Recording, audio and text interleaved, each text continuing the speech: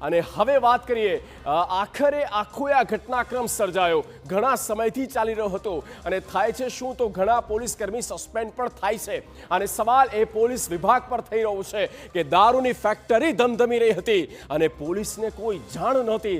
આવું કેવી રીતે શક્ય બને કે પોલીસ કે બધું જોઈ રહી હતી અને આંખ આડા કાન કરીને કે ભાવનગરમાં આખરે થઈ શું રહ્યું છે? જવાબદારી તો પોલીસની બને છે અને પેટ્રોલિંગ થાય, આ પ્રકારની કોઈ બાતમી મળે તો તેની સામે કાર્યવાહી થાય પણ ના થયું। શું બુટલેગરો સાથે પોલીસની સાંઠગાંઠ હતી? દર વખતે જ્યારે પણ આ પ્રકારના બનાવ બને છે અને ત્યારે એ પોલીસ એ હાંસિયામાં આવી જતી હોય છે અને બસ હવે કઈ રીતે એ ખાખીનો બચાવ થાય, આ જ બધી બાબતો હવે સામે આવી રહી છે। ને દારૂની ફેક્ટરી કોના ઈશારે ચાલતી હતી? કોણ છે એ મોટા મગરમચ્છ? કોણ છે મોટા માથા કે જેની રહેમ નજર હેઠળ અને આ પ્રકારના અને તેમના આશીર્વાદથી આ પ્રકારના ધંધા ચાલી રહ્યા હતા? પોલીસની નજરથી આટલો મોટો ગેરકાયદે ધંધો કેવી રીતે છુપાવવામાં આવ્યો?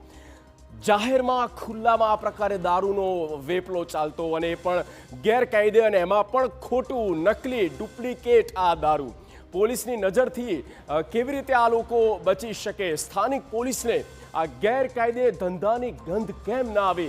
આ પણ સવાલ થઈ રહ્યો છે। જોકે વર્તેજ પોલીસ સ્ટેશનના 4 પોલીસ કર્મચારી સસ્પેન્ડ થઈ ચૂક્યા છે।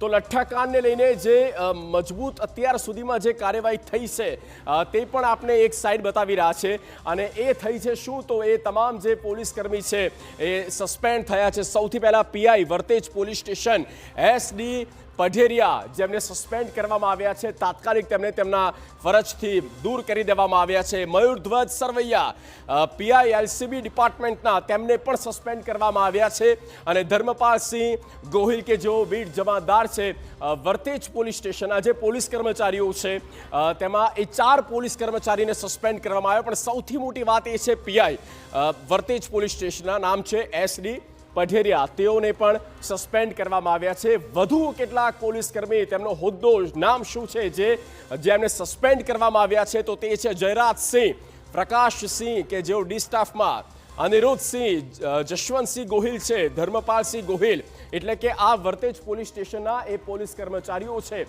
જેઓને સસ્પેન્ડ કરી દેવામાં આવ્યા છે। તાત્કાલિક તેઓને હટાવી દેવામાં આવ્યા છે કારણ કે આ પ્રકારના જ્યારે બનાવો બને ને ત્યારે કાયદો વ્યવસ્થાની સ્થિતિ કથળે તો આ જ ખાખીની જવાબદારી હોય છે અને જવાબદારી એ સ્વીકારી છે કે હા અહીંયા લઠ્ઠાકાંડ ચાલતો હતો, હા અહીંયા હાટડીઓ ધમધમી રહી હતી અને આખરે એ દૂર કરવામાં આવ્યા છે, તેમને કામથી અળગા કરી દેવામાં આવ્યા છે।